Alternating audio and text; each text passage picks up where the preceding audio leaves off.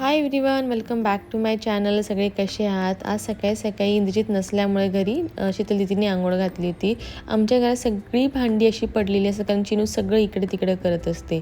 आज इंद्रजित गेला होता मुंबईला, त्याच्यामुळे मला सगळी सकाळी चिनूची कामं आणि कशी गेस्ट घरी आल्यामुळे पण आपल्याला कामं पडतात की नाही बरोबर.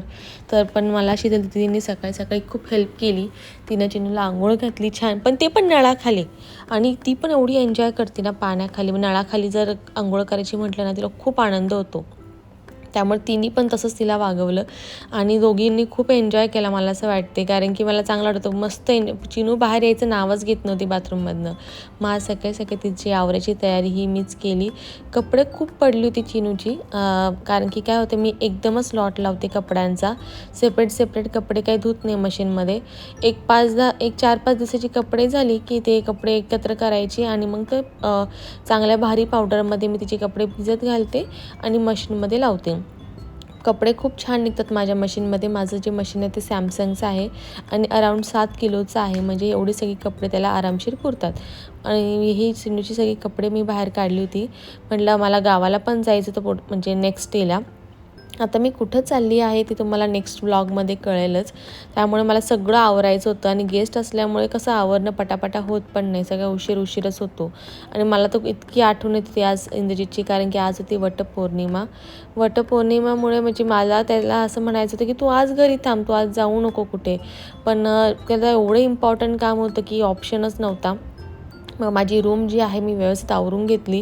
ॲक्च्युली आम्ही काय करून ठेवलं माहिती का, म्हणजे थोडी कामं सकाळची इंद्रजित करतो आणि थोडी कामं मी करते. म्हणजे माझ्याकडं काम असं स्वयंपाकाचं वगैरे आणि त्याच्याकडे असतं की बेडरूम आवरणं, चिनूला उठवणं, आंघोळ घालणं वगैरे. आणि ही साडी मी काढली होती कपाटातनं. मला आज असं झालं होतं की मूडच एवढा होत नव्हता की साडी घाला, आवरा वगैरे. पण आणि ड्रेस पण माझे प्रेस नव्हते, म्हणून म्हटलं की साडी कधी वापरावी, म्हणून मी आज साडी काढली. आणि मी असं खूप ऐकलं आहे की वटपौर्णिमेला निळा कलर वापरायचा नसतो, पण हिरवा कलर चालतो. हेच मी दीदीला पण माझ्या सांगितलं की अगं निळा कलर नको यूज करू, म्हणजे निळी साडी घालत नाही. पण ती म्हणे मी साडीच दुसरी आणली नाही, मला माहीतच नव्हतं. म्हटलं ठीक आहे, मनोभावे जी गोष्ट आपण करतो ते महत्त्वाचं आहे, त्यापेक्षा की कलर आपण कुठला घालते. पण मला हिरवा कलर घालायचा होता कारण की हीच साडी वरती होती. बाकी मी सगळ्या साड्या जी आहे कपाटाच्या खाली, बेडच्या खाली ठेवलेल्या आहे, कारण की कपाटात मला ठेवायला जागाच नाही कुठल्या साड्या. आणि रेंटचं माझं घर असल्यामुळे काय होते की किती कपाटं घ्यावे आणि किती सामान घ्यावं, कुठं काय ठेवावं, कुठं मॅनेज होतच नाही. आणि ही माझी आहे शुगरची, माझी फेवरेट लिपस्टिक. मी खूप सिम्पल पद्धतीने आवरलं, तुम्हाला दिसेलच पुढे पण बघा. मला इतकी आठवण येते, मी इंद्रजितला म्हटलं व्हिडिओ कॉल तरी कर, पण तो एका म्हणजे महत्त्वाच्या मीटिंगमध्ये पण होता. त्याच्यामुळे त्याने मला व्हिडिओ कॉल पण नाही केला. मग म्हटलं मग काय आवरायचं, जाऊ दे म्हटलं. मला एक मूडच नव्हता होत की छान आवरून बसावं. पण नंतर मी जेव्हा रील्स बघत होते, तुम्हाला खरं सांगते असं वाटत होतं यार यार किती छान बायकाईने आवरलं होतं, एवढं मेकअप वगैरे मस्त केला होता. म्हटलं जाऊ दे ठीक आहे. आणि ही सगळी मी झाडं आणली, तुम्हाला माहितीच आहे माझ्या ब्लॉगमध्ये. मोगऱ्याला किती छान म्हणजे कळ्या आल्या आहेत. आणि हे बटन गुलाब पण बघा किती मस्त आहे. आणि मी काय केलं होतं, वडाचं झाड आणूनच ठेवलं, ते म्हणजे सेफ साईड, की मला नाहीच जमलं खाली जायला. आता कसं असतं पुण्यामध्ये सोसायटीमध्ये पण खूप अशी मोठी मोठी झाडं खूप क्वचित ठिकाणी असतात बरं का. आणि आमच्या पण सोसायटीमध्ये कुंडीच होती. म्हटलं मग घरी केलेलं कधी पण चांगलं, बरोबर की नाही. कारण की तिथं सगळ्या बायकांसोबत थांबा वगैरे, आवरा, मग त्यांचं झाल्यावर आपलं आवरा. आणि मला ऑफिस पण आज होतं, त्याच्यामुळे म्हटलं की एवढं थांबायची काही गरज नाही आहे. मी पूजेला कशी सुरुवात केली. आता पूजेचा जो टायमिंग होता तुम्हाला सांगते, 11:30चा टायमिंग होता.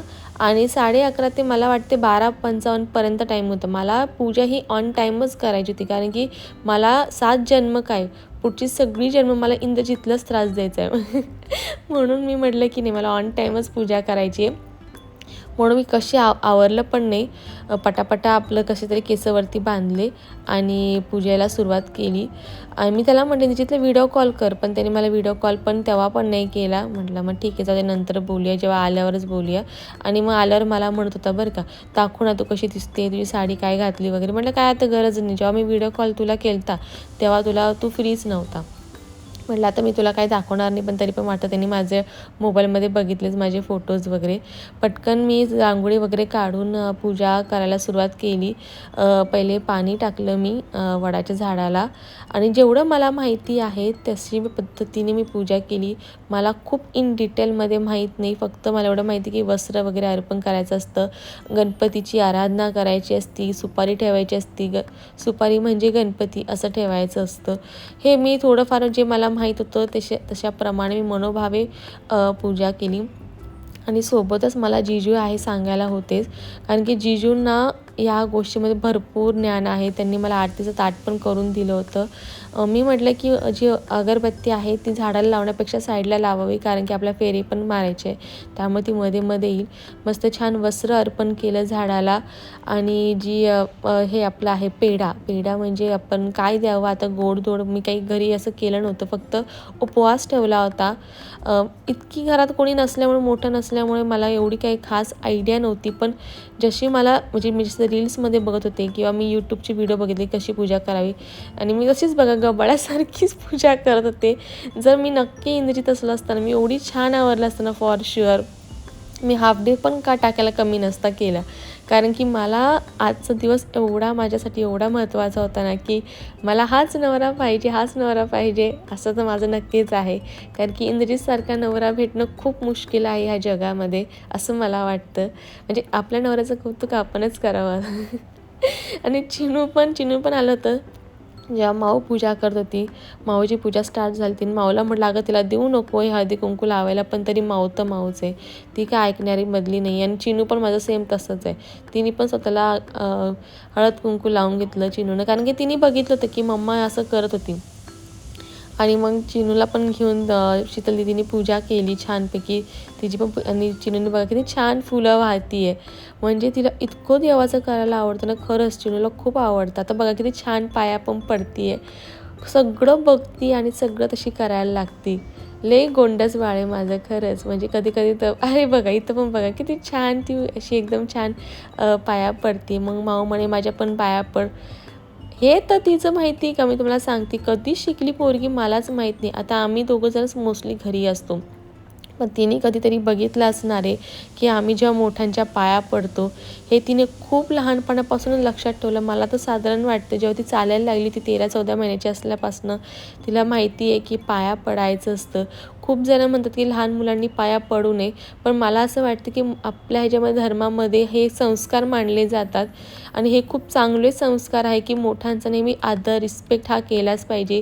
मी कधी पण कुठे जाते ना, तर मी आणि माझा हजबंड नेहमी पाया मोठ्यांच्या पडत असतो. मे बी हेच तिने बघितलं असणार आहे आणि हेच बघूनच ती शिकली असणार आहे असं मला वाटतं. आमच्या घराच्या वरती ना ट्विन्स बेबीज राहतात, बेबीज नाही म्हणता नाही पण 2 मुलं आहे. त्यांचं पण खूप आरडाओरडा चालू होता आमच्याशी. त्यांना बोलायचं असतं की आम्ही काय करतो, तर त्यांना खूपच नवीन वाटत होतं की खालचे काय करतात ते. आणि ह्यांचं फोटोशूट चालू होतं. मी तर काय फोटोशूट केलं नाही एवढं खास, कारण की इंद्रजित नव्हता. आवरलं पटकन वॉच काढलं, साडीची घडी घातली. हे ते एक डिफिकल्ट टास्क आहे. साडी घालणं उलगडणं खूप इझी आहे, पण साडी घालणं स्वतःला आणि त्याचं ते आवरणं ते खूप डिफिकल्ट आहे. 12:30 दीड वाजला होता साधारण. आणि मी ही शीतल दीदीला ही कॉम्पॅक्ट दिली होती आणि तिला म्हटलं होतं कॉम्पॅक्टच्या बदल्यात मला माझे जे पैसे आहे मला हवे होते, कारण की मी यूजच करत नाही ना. नाही मी मेकअप करते ना मी फाउंडेशन लावते, आणि मला फक्त मॅकची आवडते, कारण की मॅक कॉम्पॅक्ट ही काय फाउंडेशन बेस आहे, त्यामुळे ती पटकन ती लावून झाली की होऊन जातं. आणि मी काही जेवले नव्हते, उपवास माझा होता तो मी कंटिन्यूच केला. चिनूला झोपवलं आणि माझं जे कामाला मी सुरुवात केली. आज काय होतं की जिजूंना आणि दीदीला जायचं होतं संगमनेरला, कारण की स्वामीश्री गणेशश्री होत्या संगमनेरला, त्यांना घ्यायला जायचं होतं. मी इंद्रजित नसल्यामुळे त्यांना थांबवून ठेवलं होतं, कारण की पूजा कशी मला व्यवस्थित करता आली नसती चिनू असल्यामुळं. आणि 11चं टायमिंग असल्यामुळे चिनू तेव्हा उठून जातं आणि तेवढं तिला मॅनेज करून तिचं आवरणं परत सगळं आवरणं हे खूप मुश्किल झालं असतं. म्हणून तिला म्हटलं की आत्ता थांब जरा एक 2-3 तास तरी थांब. पण वाजता 5च वाजले होते तिला आवडतं सगळं.